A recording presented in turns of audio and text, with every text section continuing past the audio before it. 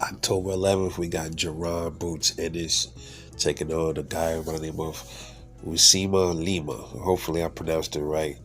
Uh, he's coming out of Portugal, but he fights out of Portugal, but he's from Angola. All right, so this is a guy that nobody really knows. He's an IBO champion. He's 10-4, but we're gonna get into the prediction for this fight coming up October 11th. And a lot of people are giving Geronimo a lot of heat for this fight. This is his first fight at 154 pounds. It's like a test run for Boots. One hand, I understand it because a lot of fighters done the same thing. I guess a lot of notable fighters from welterweight, they moved up and they took lighter touches as well. Virgil Ortiz and but the issue is. Boots was the one that was saying that he wanted all the smoke. Where's the smoke at? And this guy here is not the smoke. This dude is not on fire at all. So that's the criticism. This is why he's facing a lot of criticism.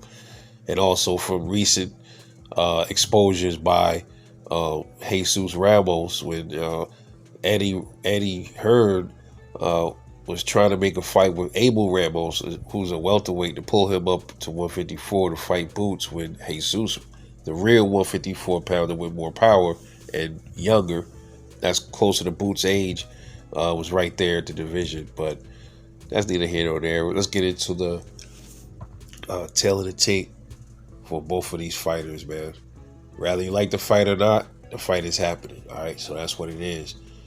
So we got Jaron Ennis, man. 34 wins, no losses, no draws. 30 big wins by knockout. He has an 88% knockout ratio. He's been a career welterweight pretty much. He's 28 years old, 5'10" with a 74-inch arm reach. All right, Boots, slick fighter. Many people call him a blend of Roy Jones and like a young Roy Jones. Nah, I mean. Early on, I used to think I saw little glimpses of Roy Jones in him, but when you really go back and watch Roy Jones, there's nobody like Roy Jones, bro. It'll never be a Roy Jones. That dude was just different.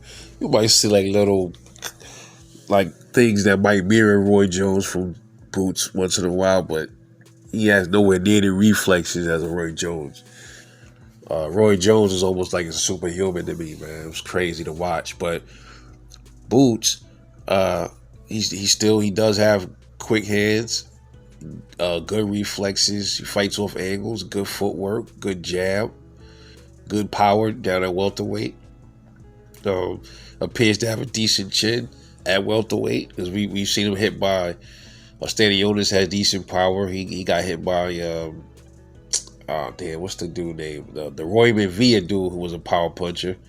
Hit Boots with some good shots, and also I forgot the other dude named Boots fought. What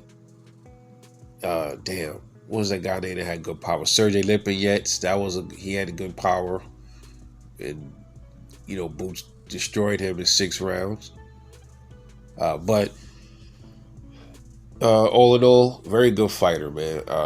I don't doubt his skill set, and I'm just questioning rather his team and Eddie Hearn really believe in him. That's a question mark, man. I don't know. They just moving him the way they want to move him. It's cool, I guess, for them. I'm just going by what Boots was saying. That's all. So, his opponent, Uisima Lima. Hopefully, like I said, the first name is a little hard to pronounce. But he's at 14 wins, 1 loss, 10 wins by knockout, no draws, 71% knockout ratio. He's 32 years old. I don't know what his arm reach is, but he's obviously older than Jaron Ennis. He's been at welterweight. He's been at 160 a couple of times too. And I think way back he also did fight at welterweight, like a few fights, but mostly like 154. So he's a true 154 pounder, all right? He's the IBO champion at welterweight. At super welterweight. I watched a few of his fights, and his loss came way back in. He had a unanimous decision loss in 2023 against Aaron McKenna. So that's the only fight he's lost. None of these dudes we ever heard of You know, he's fought dudes that was 11-34, 11-61. Like, you fight somebody with 11 wins and 61 losses. What the fuck, dude? That's crazy work, bro. Man. Aaron McKenna is probably the best fighter on his record. You know, to be honest. He had a couple other dudes that didn't have any losses. You know, Koopman and Body and Metavasian. I don't know who these dudes are. But I watched some of this dude's fights. Doesn't have speed, very slow. It seems like he gets tired too fast. Like he gasses in a lot of his fights. He got good power. Like I said, he's just slow. He don't have really good footwork, man. He's gonna stand there. He's one of them dudes who's gonna stand there and get hit on, man. That's pretty much what it is. It's like a Angolan Royman Villa, pretty much. This should be an easy fight for Jaron Ennis. As far as a knockout, I see Boots styling on this dude. He's gonna style on him, but Boots could, he can carry his if he carries his speed up there and reflexes, this dude is gonna get stepped on, bro. He's gonna get walked on all night. As far as him knocking out this guy, I don't know. I can't give him a knockout. You know, it's crazy. When Terrence Crawford moved up to fight Madrimov, I said Bud was going to stop Madrimov. Bud is the only one that I have confidence in that would carry his power. But even still, that's an error on my behalf, because I don't think it's a good idea when a boxer moves up in weight, their first fight, to say they're going to get the knockout. I don't think that's a good thing, even for Terrence Crawford. That's why I don't see him knocking out Canelo, So, but you got to see how you do in the first couple of fights.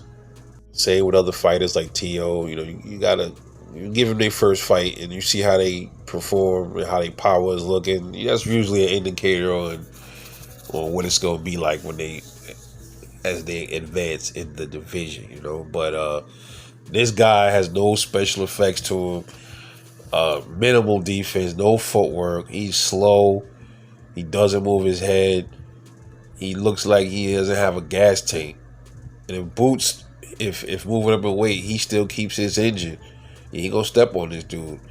If his power, if he seems to hurt this dude early on, and his power is there, he gonna stop the dude.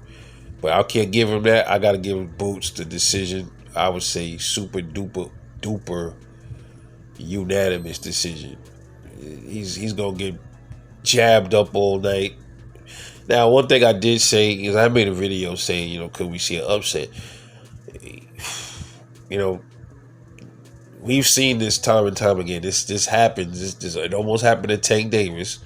We saw that with Lamont Roach. He could have got stopped in that fight. He did get hurt. Nobody expected that to happen. You know what I mean? So sometimes, these cherries, man, you got to be careful. You just got to be careful. So this is boxing. You got to be careful. But ultimately, I don't think Boots has anything really to worry about with this dude. I see Boots styling on him to the unanimous decision. So my prediction for this fight, man, is Jaron Ennis by unanimous decision. Let me know what you think. This is Rebel Life Boxing. Catch y'all on the next one.